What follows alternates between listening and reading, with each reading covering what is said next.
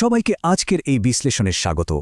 প্রতিদিনের এই যে আমাদের ছুটে চলা এই ব্যস্ততার মাঝে আমরা কি আসলেই একে অপরের দিকে একটু মনোযোগ দিয়ে তাকাই? আজ আমরা ঠিক এই বিষয়টি নিয়েই কথা বলবো। আমাদের আজকের আলোচনার কেন্দ্রবিন্দুতে থাকছে চমৎকার এবং মননশীল একটি ছোট গল্প। এই গল্পটি চরম প্রতিকূল পরিবেশের মাঝেও মানুষের পারস্পরিক সংযোগ, সহজাত অন্তর্দৃষ্টি আর নিঃস্বার্থতার মতো বিষয়গুলোকে দারুণভাবে ফুটিয়ে তুলেছে।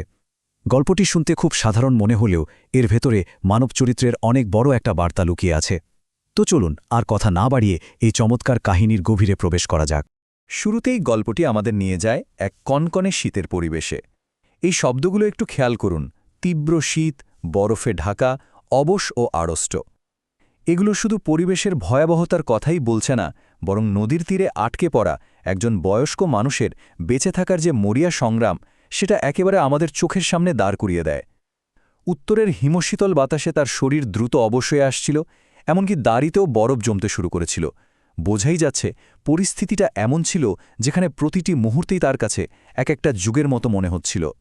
তো আমাদের প্রথম পর্ব, তীব্র শীতের অপেক্ষা। চলুন দেখি নদীর পাড়ে জমে যাওয়া এই যন্ত্রণাদায়ক অপেক্ষার মুহূর্তগুলো আসলে কতটা ভয়াবহ হতে পারে। গল্পের এই জায়গাটা এসে এক অদ্ভুত বিষণ্ণতা কাজ করে। বৃদ্ধ মানুষটিকে এখানে আক্ষরিক অর্থেই একটা বরফের মূর্তির সাথে তুলনা করা হয়েছে। তীব্র শীতে তিনি এতটাই জমে গিয়েছিলেন যে নিজের থেকে উঠে দাঁড়ানোর বা একটু নড়াচড়া করার মতো কোনো শক্তিই তার ছিল না। শুধু নিশ্চল হয়ে বসে বসে দূর থেকে ভেসে আসা ঘোড়ার খুরের শব্দ শোনার অপেক্ষা করা ছাড়া তার আর কিছুই করার ছিল না। এই দুর্গম নদীটা পার হওয়ার জন্য একটা বাহন পাওয়াটাই তখন তার জীবন বাঁচানোর একমাত্র উপায় হয়ে দাঁড়িয়েছিল। এরপর আমরা যাচ্ছি দ্বিতীয় পর্বে, পার হয়ে যাওয়া অশ্বারোহীরা। ঠিক এখানেই গল্পটা একটা তীব্র নাটকীয় উত্তেজনার সৃষ্টি হয়, যখন সম্ভাব্য উদ্ধারকারীরা একে একে সেখানে এসে পৌঁছায়। সময়ের সাথে সাথে গল্পের সাসপেন্স কিভাবে বাড়ছে সেটা একটু খেয়াল করার মতো। প্রথম মিনিটে একজন অশ্বারোহী লোকটির পাশ দিয়ে পার হয়ে গেল, অথচ বৃদ্ধ তার মনোযোগ আকর্ষণের কোনো চেষ্টাই করলেন না। এরপর 5 মিনিটের মাথায় তীব্র শীতের মাঝে আরও একজন গেল। 15 মিনিটের মাথায় একেবারে শেষ অশ্বারোহী সেখানে এসে পৌঁছাল। এখানে সবচেয়ে আশ্চর্যজনক ব্যাপারটা হলো, চোখের সামনে মৃত্যুঝুঁকি থাকা সত্ত্বেও তিনি প্রথম দিকের মানুষগুলোকে থামানোর বিন্দুমাত্র চেষ্টা করেননি। স্বাভাবিকভাবে আমাদের মনে একটা বড় রহস্যের জন্ম দেয়, কেন জমে যাওয়া একজন মানুষ জীবন বাঁচানোর এমন সুযোগগুলো অবলীলায় হাতছাড়া করছিলেন। এবার আসি তৃতীয় পর্বে, একটি করুণার নিদর্শন। শেষ অশ্বারোহীটি যখন সেই নির্জন জায়গায় এসে পৌঁছায়, তখন গল্পে একটা বড়সড় পরিবর্তন আসে। অবশেষে নিজের দীর্ঘ নীরবতা ভেঙে বৃদ্ধ লোকটি এই শেষ অশ্বারোহীর দিকে তাকালেন এবং সরাসরি সাহায্যের আবেদন করলেন। কথাগুলো খুব সাধারণ মনে হতে পারে, কিন্তু আগের অশ্বারোহীদের ক্ষেত্রে তার যে নীরবতা ছিল, সেটার বিপরীতে এই সরাসরি অনুরোধটাই গল্পের মোড় পুরোপুরি ঘুরিয়ে দেয়। অত্যন্ত বিনয়ের সাথে তিনি নিজের অসহায়ত্বের কথা জানালেন এবং নদী পার হওয়ার জন্য সাহায্য চাইলেন। আর এখানে সবচেয়ে চমৎকার বিষয় হল, এই শেষ অশ্বারোহী কিন্তু শুধু মুখে হ্যাঁ বলেই দায়িত্ব শেষ করেননি। তিনি বুঝতে পেরেছেন যে আধা জমে থাকা এই মানুষটার পক্ষে একা একা ঘোড়ায় ওঠা একদমই অসম্ভব।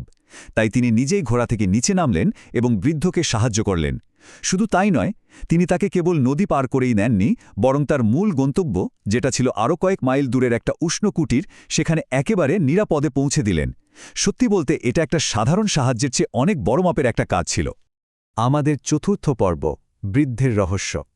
নিরাপদে গন্তব্যে পৌঁছানোর পর মূল গল্পটি এবার সেই অদ্ভুত আচরণের পেছনের রহস্য উন্মোচনের দিকে এগোতে থাকে। অশ্বারোহী অবশেষে ঠিক সেই প্রশ্নটাই করে বসলেন, যেটা নিয়ে এতক্ষণ ধরে আমাদের সবার মনে কৌতূহল কাজ করছিল। আর তার এই কৌতূহলটা কিন্তু একেবারেই যৌক্তিক। এমন কনকনে শীতের রাতে, যেখানে এক একটা সেকেন্ড বাঁচা মরার প্রশ্ন, সেখানে আগের মানুষগুলোকে ছেড়ে দিয়ে একদম শেষের জনের জন্য অপেক্ষা করাটা যে কারো কাছেই পাগলামি বা বিশাল ঝুঁকি বলে মনে হবে, তাই না?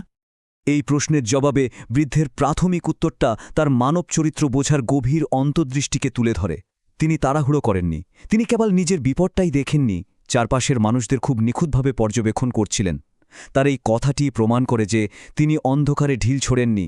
দীর্ঘজীবনের অভিজ্ঞতা থেকে মানুষের মন বোঝার এক অসাধারণ ক্ষমতা তার তৈরি হয়েছিল।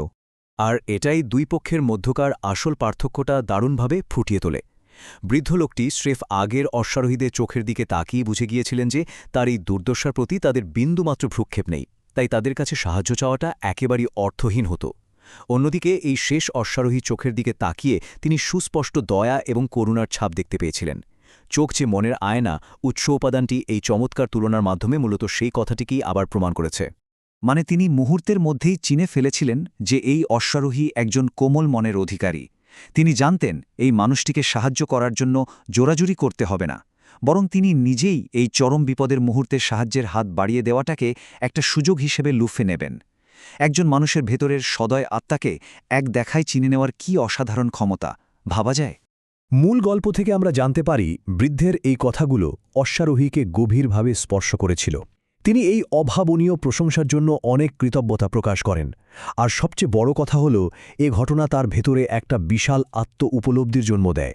তিনি নিজের কাছেই নিজে একটা নীরব প্রতিজ্ঞা করে বসেন যে জীবনের কর্মব্যস্ততায় তিনি কখনোই নিজেকে এতটাই ডুবিয়ে রাখবেন না, যার ফলে কোনো অসহায় মানুষের প্রয়োজনে সাড়া দেওয়ার মতো একটু সময় তার কাছে না থাকে। আমাদের শেষ পর্ব একটি গভীর আধ্যাত্মিক অর্থ। চলুন দেখি কিভাবে খুব সাধারণ একটি মানসিক গল্প একটা বড় দার্শনিক রূপ নেয়। গল্পের লেখক অত্যন্ত নিরপেক্ষভাবে অশ্বারোহীর এই নিঃস্বার্থ কাজটিকে একটি প্রার্থনা এবং পবিত্র কোরআনের এই নির্দিষ্ট আয়াতটির সাথে যুক্ত করে উপসংহার টেনেছেন। এই আয়াতটি মূলত সেই সব মানুষের কথা বলে যারা নিজেদের কষ্ট বা অভাব থাকা সত্ত্বেও অন্যের প্রয়োজনকে সবকিছুর উপরে জায়গা দেয়। ঠিক যেমন অশ্বারোহী নিজের শীতের কষ্ট এবং সময়ের কথা না ভেবে ঘোড়া থেকে নেমে একজন অপরিচিত বৃদ্ধকে সাহায্য করেছিলেন। এটি সেই নিঃস্বার্থ মানসিকতারই একটা নিখুঁত প্রতিফলন। এই ছকটা একটু খেয়াল করলে দেখবেন গল্পের ঘটনাগুলোর সাথে এর পেছনের দার্শনিক বার্তার কত সুন্দর একটা মিল রয়েছে। জমে যাওয়া মানুষটিকে সাহায্য করা সরাসরি নির্দেশ করছে নিজের চেয়ে অন্যকে অগ্রাধিকার দেয়াকে। একইভাবে তীব্র শীতের ঝুঁকি নেওয়া মানে হল নিজের প্রয়োজন থাকা সত্ত্বেও আত্মত্যাগ করা, আর সবশেষে অতিরিক্ত ব্যস্ত না থাকা মানে হল অন্যদের প্রতি দয়ার সাথে সাড়া দেওয়া। এই বিশ্লেষণটি আসলে পুরো আলোচনার মূল নির্যাসকে এক ঝলকে চোখের সামনে নিয়ে আসে। আজকের এই বিশ্লেষণ আমরা শেষ করছি এমন একটা ভাবনা দিয়ে, যা সরাসরি সেই অশ্বারোহীর উপলব্ধি থেকেই নেওয়া। এই প্রশ্নটা সময়ের গণ্ডি পেরিয়ে আজও সমানভাবে প্রাসঙ্গিক। আমরা কি আসলেই প্রতিনিয়ত নিজেদের জীবনের ইঁদুর দৌড়ে এতটাই হারিয়ে যাচ্ছি যে আশেপাশে কাদের আমাদের সাহায্য প্রয়োজন সেটাই আর চোখে পড়ছে না? এই প্রশ্নের উত্তর খোঁজার দায়িত্ব আমাদের সবার। আজ এই পর্যন্তই। আশা করি আজকের এই আলোচনা আমাদের সবাইকে নতুন করে ভাবতে একটু হলেও সাহায্য করবে।